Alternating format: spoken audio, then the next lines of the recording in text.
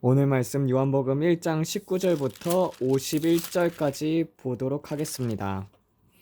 유대인들이 예루살렘에 제사장들과 레위인들을 보내어 내가 누구냐 물을 때 요한의 증거가 이러하니라.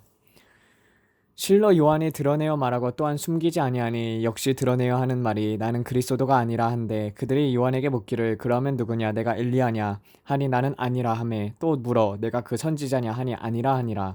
이에 그들이 요한에게 묻기를 내가 누구냐 우리를 보낸 이들에게 대답하라 너는 내게 대하여 무엇이라 하느냐. 요한이 대답하되 나는 선지자 이사야의 말과 같이 여호와의 길을 곧게 하는 소리 곧게 하라고 광야에서 외치는 자의 소리니라. 보냄을 받은 그들은 바리새인들에게 속한 자들이더라. 그들이 또 요한에게 묻되 그러면 내가 그리스도도 아니요 엘리야도 아니요 그 선지자도 아닐진데 어찌하여 내가 세례를 주느냐 하니 요한이 그들에게 대답하되 나는 물로 세례를 주지만 그러나 너희 가운데 너희가 알지 못하는 한 사람이 섰으니 이 사람 곧 내 뒤에 오시는 이요 나보다 먼저 계시는 자라. 나는 그의 신발끈을 풀기도 감당하지 못하겠노라. 이 일은 요한이 세례를 주던 곳 요단강 건너편 베다니에서 된 일이더라. 다음 날 요한이 예수께서 자기에게 오심을 보고 말하되 보라 세상 죄를 지고 가는 하나님의 어린 양이로다. 이 사람이 내게 말하던 그이니 곧 내 뒤에 오시는 한 사람이 있으니 그가 나보다 앞선 것은 그가 나보다 먼저 계심이라. 나도 그를 알지 못하였으나 내가 와서 물로 세례를 주는 것은 그를 이스라엘에게 나타내려 함이니라. 요한이 또 증거하여 말하되 내가 봄에 성령의 비둘기같이 하늘로서 내려와 그의 위에 머물렀더라. 나도 그를 알지 못하였으나 나를 보내어 물로 세례를 주라 하시는 이가 나에게 성령이 내려서 누구 위에든지 머무는 것을 보거든 그가 성령으로 세례를 주시는 자니라 하셨기에 내가 보았으므로 그가 하나님의 아들이심을 증거하였노라. 여기 앞서서 이제 좀 먼저 사람들이 질문을 했던 것들이 있어요. 세례 요한과 그리고 누가복음을 보게 되면 마리아하고 그리고 엘리자벳 이 둘이 친척지간임을 알 수 있어요. 친척. 그리고 이제 어떤 분이 이제 질문을 하시기를요. 여기 세례 요한을 뵈신 분이시고 그리고 예수님이 세례 요한하고 6개월 차이란 말이에요. 6개월 먼저 났어요. 세례 요한이. 근데 이 6개월을 먼저 난 세례 요한은 둘이 서로 알고 지내지 않았냐 하는데요. 여러분 성경을 그렇게 이제 질문을 하셨기에 여러분 성경을 읽어보면 어떤 말이 나오냐면요. 예수님이 이제 태어나려고 했을 때 있잖아요. 엘리자벳은 아마 세례 요한한테 마리아가 낳는 사람이 애를 배웠는데 만약에 그분은 하나님의 아들이다 이런 것 정도는 세례 요한에게 그렇게 얘기해 주셨을 것이라고 생각은 하지만 둘이 만날 가능성은 거의 없습니다. 왜냐면은 예수님은요 태어나자마자 이제 태어날 때 이제 헤롯 왕이 2살 이하의 아기를 죽이라고 그렇게 명령을 하잖아요. 그래서 마리아는요 예수님을 데리고 애굽으로 피신을 합니다.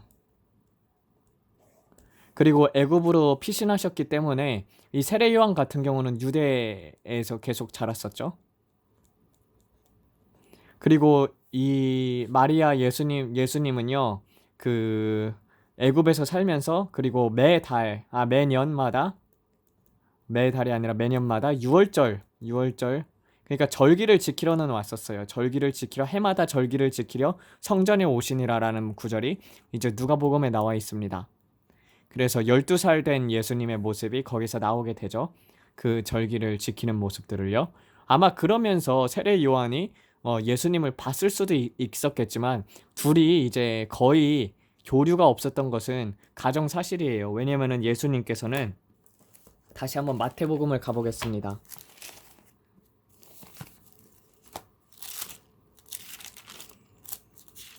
여기서 보면은 여기 이제 나사렛이란 동네에 가가지고 와서 사니 이는 선지자로 하신 말씀에 나사렛 사람이라 칭하리라 하심을 이루려 함이라라고 되어 있잖아요. 그때 세례 요한이 이르러 유대 광야에 전파하여 회개하라 하늘나라가 가까이 왔느니라 하였던 것처럼요. 예수님이 성인이 되신 이후에는요. 예수님께서는 나사렛이라는 동네에 사셨습니다. 그리고 이제 세례 요한 같은 경우는요. 광야 생활을 하면서 그리고 낙타 옷을 입고 그리고 메뚜기하고 그리고 야생꿀을 먹었죠. 야생꿀. 그러니까 둘이 이렇게 교류가 거의 없었던 것입니다. 그리고 두 번째 이제 제가 가졌던 의문은요. 여기 마태복음 4장하고 그리고 요한복음 1장을 보면서 순서가 너무 안 맞는 거예요. 보면은 보시다시피 마태복음에서는 여기서 보면은 나사렛이란 동네에 와서 그때 이제 세례 요한이 이렇게 전하잖아요. 여기서 보게 되면은 이때 예수께서 갈릴리로부터 요단강에 이르러 요한에게 세례를 받으려 하시니 요한이 말려 내가 당신에게 세례를 받아야 할 터인데 당신이 내게로 오니까 하니 예수께서 대답하여 그에게 이르시되 이제 허락하리라 우리가 모든 사람의 의를 이루는 것이 합당하니라 하신데 이에 저가 허락하는지라.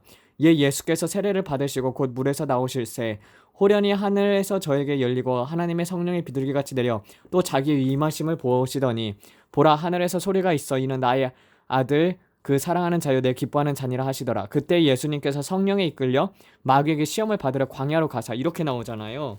근데 요한복음을 보게 되면은 봐봐요. 요한이 그들에게 대답하여 여기 이렇게 한 다음에 이 일은 요한이 세례를 주던 곳 요단강 건너편 베다니에 된 일이니라. 다음날 요한이 예수께 자기에게 오심을 보고 말하되 보라 세상 죄를 지고 가는 하나님의 어린 양이로다. 이 사람이 내가 말하던 그이니 곧 내 뒤에 오시는 한 사람이 있으니 그가 나보다 앞선 것은 그가 나보다 먼저 계심이라. 나도 그를 알지 못하였으나 내가 와서 물로 세례를 주는 것은 그를 이스라엘에게 나타내려 함이니라. 요한이 또 증거하여 말하되 내가 보매 성령이 비둘기같이 하늘로서 내려와 그의 위에 머물렀더라. 나도 그를 알지 못하였으나 나를 보내어 물로 세례를 주시라 하시니가 나에게 성령이 내려서 누구 위에든지 머무는 것을 보시면 그가 곧 성령으로 세례를 베푸는 자라 하셨기에 내가 보았으므로 그가 하나님의 아들이심을 증거하였노라 라고 되어 있잖아요. 그 다음 날에 다시 요한이 자기 제자 중 두 사람과 함께 섰다가 라고 되어 있거든요. 봐봐요. 그러니까 이게 성경이 저는 이걸 보게 되면은 마태복음 3장 4장에서 보게 되면은 예수님이 세례 요한을 만나잖아요. 세례 요한. 그 다음에 이제 40일 금식하러 가요. 40일 광야 금식. 근데 이제 요한복음 1서를 보게 되면은요. 세례 요한을 만나요. 근데 이 세례 요한에게 두 제자가 있어요. 그리고 그 다음날에 보라 세상 죄를 지고 가는 어린 양이로다.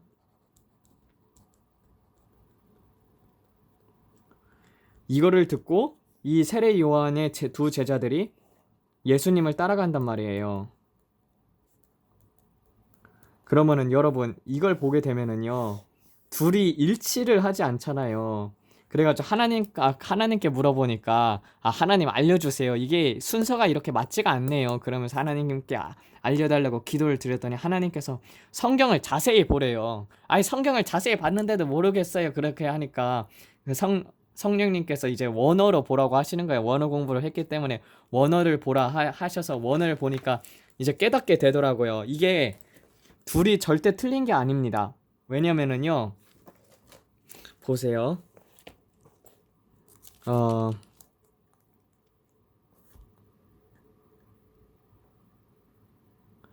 여기서 보게 되면은 30절을요. 그리스어로 보게 되면은요. 아우토 에스티 페리 우 에고 에이폰이라고 되어 있어요. 이 에이폰이라는 뜻이 이게 레고라는 뜻이 말하다라는 것이거든요. 레고 해가지고 말하다라는 뜻인데 이게 과거형이 에이폰이에요. 그러니까 내가 전에 말하기를 이게 내가 전에 말하기를이라고 번역이 된 것이 NIV에는 있습니다. 근데 이게 정확히 옳은 번역이에요. 여기서는 이게 아마 킹 제임스를 따온 거기 때문에 이 사람이 내가 말하던 그이니 곧 내 뒤에 오는 한 사람이 있으니 그가 나보다 앞선 것은 그가 나보다 먼저 계심이라. 내가 말했더니 맞습니다. 말하던 이거 두 과거형이죠. 근데 그래서 내가 전에 말하기를 그렇게 이제 과거형으로 되어 있었기 때문에 여기를 통해서 하나님께서 알려주신 게 있어요. 무엇이냐면요. 하나님께서 그렇게 순서를 가르쳐 주시더라고요. 보세요. 예수님 세례 요한을 만났어요.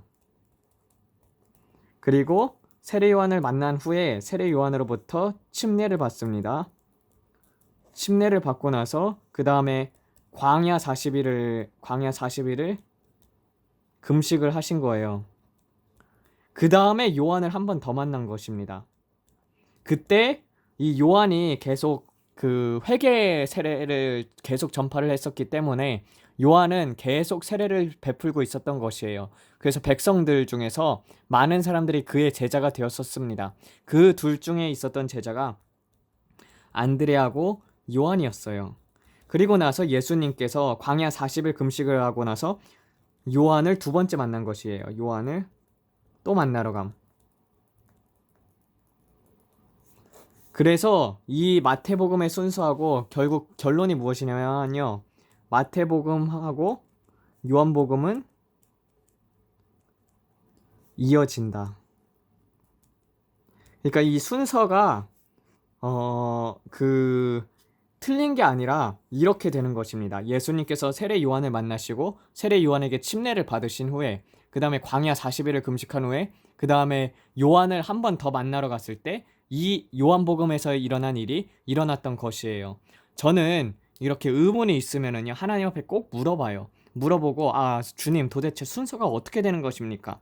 그러니까 알 때까지 물어봐요. 알 때까지 물어보고 원어 성경을 보다 보면은요 하나님께서 또 깨우쳐 주시거든요. 이렇게 이게 맞습니까? 라고 하나님께 얘기를 했더니 이게 맞대요. 그냥 직접적으로 알려주시면 얼마나 좋아요. 그런데 이제 저보고 공부하라고 그렇게 하나님께서 해주셨습니다. 그럼 이제 직접적으로 처음서부터 이제 설교를 해보겠습니다. 보게 되면은요 아무래도 오늘은 한 34절까지만 그냥 다 해봅시다. 한번 보게 되면은 유대인들이 예루살렘에서 제사장들과 레인들 보내어 내가 누구냐 물을 때 요한의 증거가 이러하니라. 실로 요한이 드러내어 말하고 또한 숨기지 아니하니 역시 드러내어 하는 말이 나는 그리스도가 아니란데 그들이 요한에게 묻기를 그러면 누구냐 내가 엘리야냐 하니 나는 아니라 하매 또 물어 내가 그 선지자냐 하니 아니라 하니라 라고 되어 있어요. 여기서 보게 되면은요 엘리야냐라고 묻잖아요. 엘리야. 근데 하나님께서 하셨던 약속이 무엇이냐면요 말라기 4장에서 보게 되면은요 이런 약속이 있어요.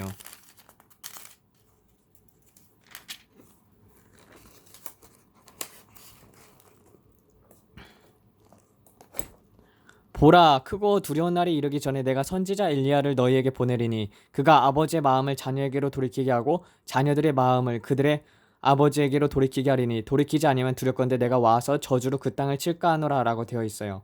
선지자 엘리야를 내게 보낸다고 되어 있거든요. 여기서 보게 되면은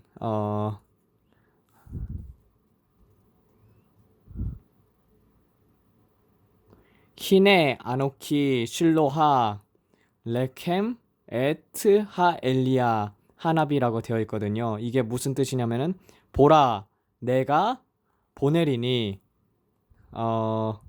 그를 보내리니 엘리야 선지자 엘리야를 보낸다고 되어 있거든요. 그렇기 때문에 여기서 이렇게 물어본 것입니다. 얘 누구냐? 내가 엘리야냐 하니 나는 아니라 하매 내가 또 물어 내가 그 선지자냐 하니 아니라 하니라 라고 되어 있잖아요. 그래서 이 엘리야 그리고 여기서 선지자라고 되어 있죠. 또 마찬가지로 엘리야냐 선지자냐 그게 이제 말라기 4장에서 나옵니다. 엘리야를 보낸다는 것은요 결국에는 하나님께서 그 엘리야의 영이죠. 엘리야의 영을 가진 자를 보낸다는 뜻이었었어요. 근데 구약에서는 엘리야의 영이라는 그것이 이제 숨겨져 있는 것이기 때문에 이게 성경 자체에서는 나오지 않았었습니다. 그러니까 세례 요한도 엘리야의 영을 받은 자이지 엘리야는 아니었었거든요. 그래서 아니라라고 대답한 것이 맞았습니다. 그리고 또 선지자냐 내가 그 선지자냐 그 말세에 있을 그 선지자냐라고 했을 때도 엘리야는 또 이 세례 요한은 아니라라고 되어 있었죠. 왜 아니라고 대답했냐면은요 이 말라기 4장은요 두 가지가 들어 있습니다. 이것도 하나만 들어있는 게 아니라요 초림과 재림에 대해서 얘기를 하고 있어요.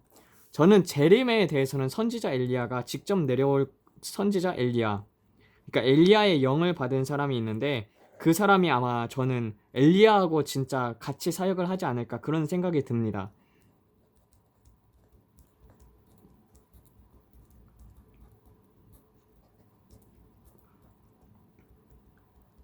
그래서 초림하고 재림에 대한 부분이 있어요. 그래서 이 예언이요, 말라기 4장이 초림 때는 세례 요한을 통해서 이루어졌습니다. 그리고 재림 때에도 이 세례 요한의 사명을 가진 사람들이 있어요. 세례 요한, 그리고 이제 엘리야의 사역을 다시 오실 주님의 길을 예비하는 사람들이 있죠. 그걸 이제 좀 제대로 다뤄보도록 하겠습니다. 요한이 대답하되 나는 선지자 이사야의 말과 같이 이에 그들이 요한에게 묻기를 내가 누구냐 우리를 보낸 이들에 대답하라 너는 내게 대하여 무엇이라 하게 하느냐 요한이 대답하되 나는 선지자 이사야의 말과 같이 여호와의 길을 곧게 하라고 광야에서 외치는 자의 소리니라. 보냄을 받은 그들은 바리새인들에게 속한 자들이더라. 여기 되어 있던 것처럼 나는 선지자 이사야의 말과 같이 여호와의 길을 곧게 하라고 광야에서 외치는 자의 소리라고 되어 있어요. 그래서 이사야 40장을 한번 가보겠습니다. 이사야 40장.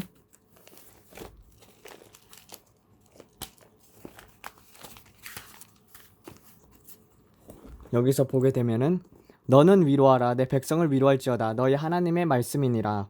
너희는 정다이 예루살렘이라고 되어 있어요. 이 부분은 이제 NIV가 맞게 번역을 했는데 마음에 닿도록. 그리고 여기서 보게 되면은 여기 이렇게 되어 있거든요. 알레브라고 되어 있어요. 알레브라는 뜻이 마음 위에라는 뜻이에요. 그 다음에 예루살렘이라고 되어 있거든요. 그러니까 예루살렘의 마음 위에 말하며 그에게 외치기를. 그러니까 이거를 약간 의역을 하게 되면은 예루살렘의 마음에 닿도록, 예루살렘의 마음에 닿도록. NIV가 그렇게 번역을 했는데 그게 이제 번역입니다. 맞는 번역입니다. 너희는 예루살렘의 마음 위에 말하며 그에게 외치기를 내 전쟁이 끝났고 내 죄악이 사함을 받았느니라 내 모든 죄의 값을 여호와의 손에서 갑절이나 받았느니라 하라라고 되어 있어요. 근데 이 부분도요, 두 가지로 볼 수 있거든요. 왜냐면은 지금 이제 이스라엘이 다시 회복이 됐지 않습니까? 그리고 나서도 이스라엘이 예수님께 돌아오지 아니하고 그 다음에 계속하여서 예수님을 거부하고 있잖아요. 근데 마지막 때가 되게 되면은 이스라엘 백성이 이방인의 구원의 문이 닫히기 시작을 할 때 이방인의 문들이 이제 다 닫히게 되면은 대환난 기간 동안에 이스라엘 백성이 14만 4천이 정확하게 돌아오게 됩니다. 그들은 그 전에 무슨 일이 있게 되냐면은요. 핵전쟁이 있어요. 핵전쟁으로 말미암아서 또 그것들이 이제 마르게 되고 그 전에 핵전쟁이 있기 전에 그 말씀이 있습니다. 보게 되면은요. 여기서 이제 핵전쟁이 있다고 얘기를 했었죠. 그 말씀이 이제 계시록 9장을 보게 되면은요.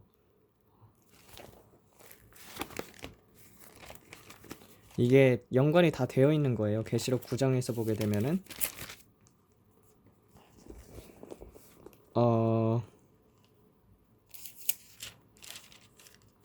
나팔 재앙이 일어나게 되거든요. 또 첫째 화가 지나갔으니 또 여섯째 천사가 나팔을 가진 여섯째 천사에게 말하되 큰 강 유브라데스에 결박된 네 천사를 놓아주라 하며 그 네 천사가 놓였으니 사람의 3분의 1을 죽이려고 그 년 월 일시에 예비된 자들이더라. 그 마병대의 수가 만만이니 내가 또한 그들의 수를 들었노라. 이같이 환상 중에 그 말들과 그 탄자들을 보니 그 불빛과 자줏빛과 유황 가슴 아니지 잠깐만요. 잘못 말했었습니다. 이거 보게 되면은요. 이 부분이 이제 핵전쟁이에요. 나팔 재앙이 있은 다음에 그 다음에 대접 재앙이 있게 되는데 대접 재앙이 있을 때 이제 그 여섯째 천사가 대접을 쏟는 장면이 있거든요. 여섯째 천사가 그 대접을 큰 강 유브라데스에 쏟음에 강물이 말라서 동방에서 오는 왕들의 길이 예비되더니 내가 또 봄에 개구리 같은 새 더러운 용의 입들과 짐승의 입과 거짓 선지자들에서 입에서 나오니 이들은 이적을 행하는 귀신의 영들이라. 이들이 땅의 왕들에게와 온 세상에 가서 전능자 하나님의 큰 날에 있을 전쟁을 위하여 그들을 모으더라라고 되어 있어요. 그런 것처럼요.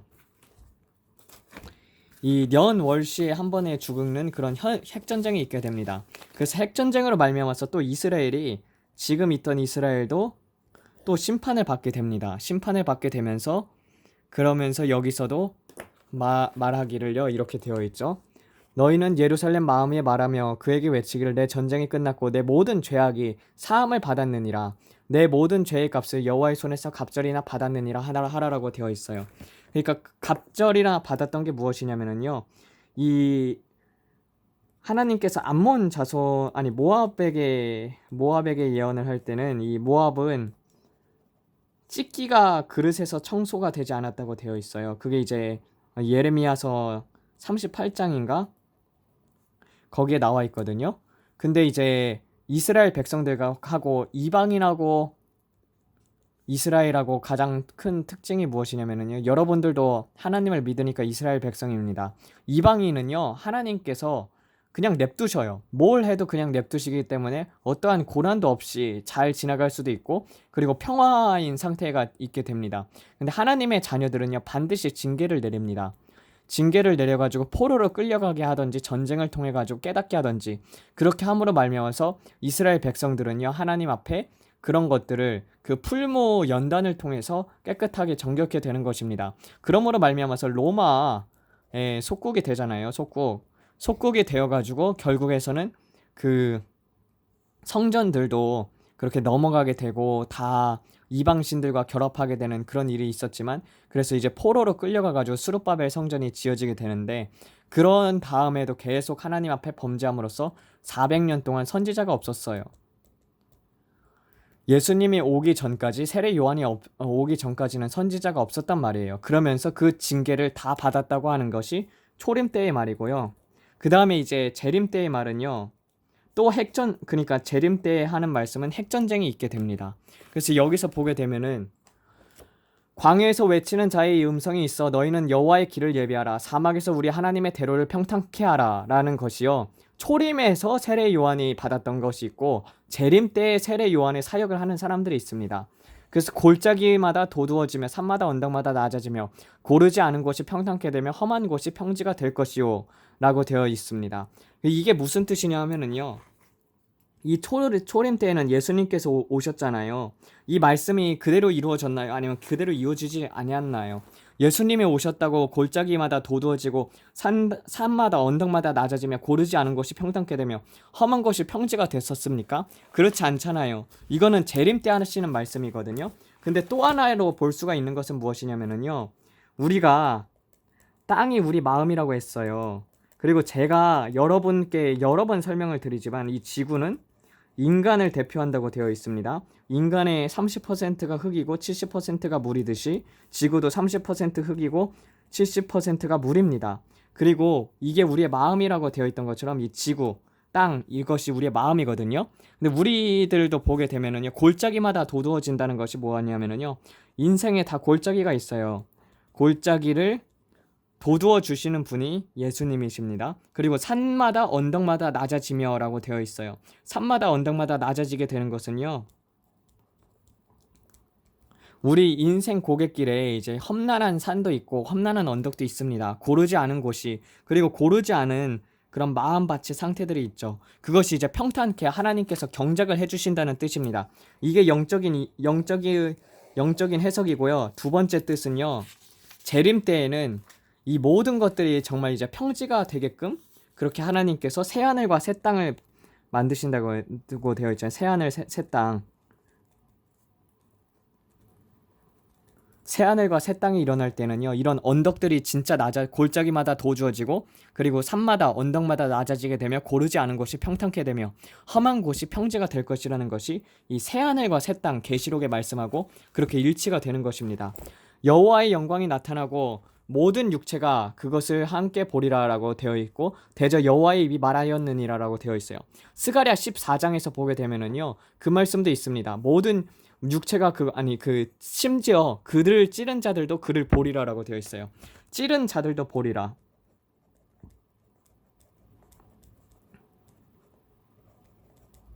그리고 모든 육체가 여호와의 영광이 나타나고 모든 육체가 그것을 함께 보리라라고 되어 있던 것은요. 이제 심판날 때를 얘기하는 거죠. 심판날. 그리고 재림주로 오시는 것을 보여줘요. 그것이 이제 이사야 40장에 두 번에 대해서 얘기를 하고 있습니다. 초림과 그리고 재림에 대하여 이야기를 하고 있죠. 여기서 보게 되면은 그 다음 말씀들도 쭉 보게 되면 이해가 될 거예요. 그 음성이 이르되 외치라 하시니 그가 대답하되 내가 무엇을 외치리이까 하매 이르되 모든 육체는 풀이요 그 모든 아름다움은 들의 꽃과 같으니 풀은 마르고 꽃은 시드름은 여호와의 영이 그 위에 부름이라 이 백성은 실로 풀이로다. 이게 정확한 번역입니다. 여기서는 이제 여호와의 기운이라고 어떤 데에서는 표현이 되어 있는데요. 아니에요. 여기서 이제 히브리어를 보게 되면은 키 루아크 야훼라고 되어 있어요. 루아크는 영이라는 뜻입니다. 들이 마르고 풀은 마르고 꽃이 시듬은 여호와의 영이 그 위에 부름이라 이 백성은 실로 풀이로다 라고 되어 있던 것처럼요. 우리가 선악과를 먹음으로써 하나님의 영이 떠나가게 되었고 그 영이 떠나감으로 말미암아서 그리고 또 하나님의 진노하심으로 말미암아서 또 우리의 육체가 썩어 없어지게 된 것입니다. 시온이여 너는 아름다운 소식을 전하는 자여 너는 높은 산에 오르라. 아름다운 소식을 전하는 예루살렘이여 너는 힘써 소리를 높이라. 두려워 말고 소리를 높여 유다 성읍들에게 너희 하나님을 보라 하라. 보라 대주제 여호와께서 장차 강한 손으로 임하실 것이요 신이 그 팔로 다스릴 것이라. 보라 상급이 그에게 있고 보응이 그 앞에 있으며 그는 목자같이 양무리를 먹이시며 어린 양을 그 팔로 못 보아 품에 안으시며 젖먹이는 암컷들을 유순히 인도하시리이다.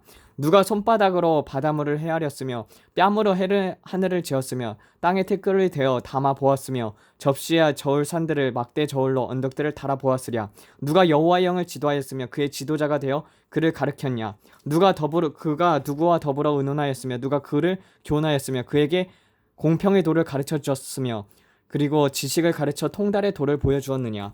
보라 그는 열국의 통속의 한 방울 물같이 저울 위에 작은 티끌같이 여기시며 섬들을 아주 작은 것으로 보이시나니 레바논의 불사르기에도 부족하겠고 짐승들을 태움제의 소용에도 부족할 것이라. 그 앞에는 모든 열국이 아무 것이 아니라 그는 그들을 없는 것 같이 빈 것 같이 여기시느니라 라고 되어 있죠. 이 부분이 이제 바로 잠언서 8장에 나오는 부분과 상당히 비슷하게 됩니다. 여기를 보는 것이요 정확히 이제 그렇게 되어 있죠. 그의 앞에는 모든 열국이 아무것이 아니라 그들은 없는 것 같이 빈 것 같이 여기시느니라. 여기까지가 이제 잠언 8장하고 이어지는 부분이고 그는 그런즉 너희가 하나님을 누구와 같다 하겠으며 무슨 형상에 비기겠느냐. 우상은 장인이 부어 만들고 장색에 금으로 입혔으며 또 은사슬을 단 것이라. 가난하여 이런 것을 드리지 못하는 자는 썩지 않을 나무를 택하여 공교한 장인을 찾아가 형상을 깎아 만들어 흔들리지 않게 세우느니라. 너희가 알지 못하느냐. 너희가 듣지 못하느냐. 태초부터 너희에게 전하지 아니하였느냐. 땅의 기초가 창조될 때부터 너희가 깨닫지 못하느냐. 그는 땅 위에 궁창이 앉으시니 땅의 거미는 메뚜기 같으니라. 그는 하늘에 휘장같이 치셨으며 거할 천막같이 베푸셨고 귀인들을 패하시며 세상 재판관들을 헛되게 하시니. 이게 시편 2장에 나와 있죠. 아들에게 그 기름 부음을 받는 메시아를 대적하는 부분이 나오게 됩니다. 그들은 겨우 심기였고 겨우 뿌리였고 그 줄기가 겨우 땅에 뿌리를 박자 하나님의 바람을 받고 말라 회오리 바람에 불려가는 초계 같도다. 그런즉 너희가 나를 누구에게 비기며 나로 누구와 동등되게 하겠느냐. 거룩한 자가 물으시느니라. 너희는 눈을 들어 보라. 누가 이 모든 것을 창조하였나 보라. 하나님이 그 소유대로 만상을 이끌어내시고 각 사람의 이름을 부르시나니 그의 권세가 크고 그 능력이 강함으로 하나도 빠짐이 없느니라. 야고 이렇게 되어 있던 것처럼요. 이 부분 다시 요한복음으로 가겠습니다. 요한복음에 똑같이 있는 것이죠. 이 부분이 어디하고 이어지냐면은요. 여기 이렇게 되어 있잖아요. 요한이 여기서부터 보게 되면 보냄을 받은 그들은 바리새인에게 속한 자들이니라. 그들이 또 요한에게 묻되 그러면 내가 그리스도도 아니요 엘리야도 아니고요 그 선지자도 아닐진데 어찌하여 내게 세례를 주느냐 하니 요한이 그들에게 대답하되 나는 물로 세례를 주지만 그러나 너희가 가운데 너희가 알지 못하는 한 사람이 섰으니 이 사람은 곧 내 뒤에 오시는 이요 나보다 먼저 계시는 자라고 되어 있어요. 나는 그의 신발끈을 풀기도 감당하지 못하겠노라라고 되어 있었고 이 일은 요한이 세례를 주던 곳 요단강 건너편 베다니에서 된 일이라고 되어 있어요. 베다니라는 뜻은요 이제 베이트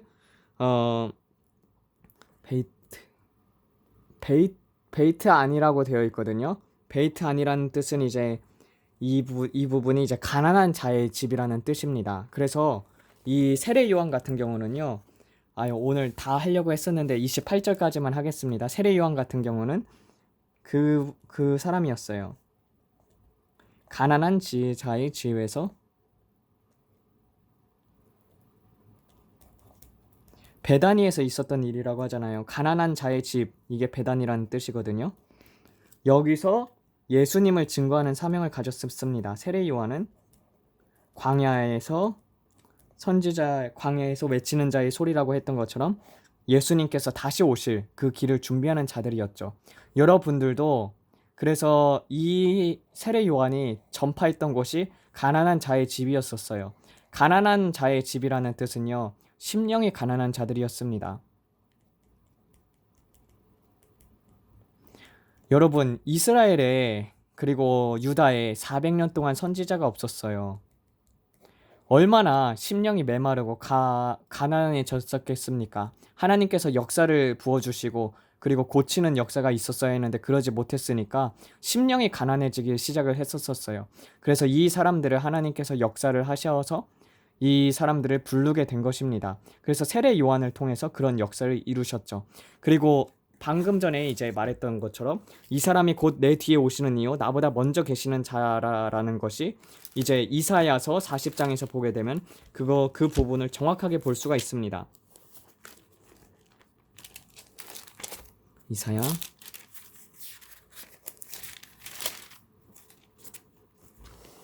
여기서 보게 되면은 이 부분이 이제 재림 때도 되고 초림 때도 되는 것입니다.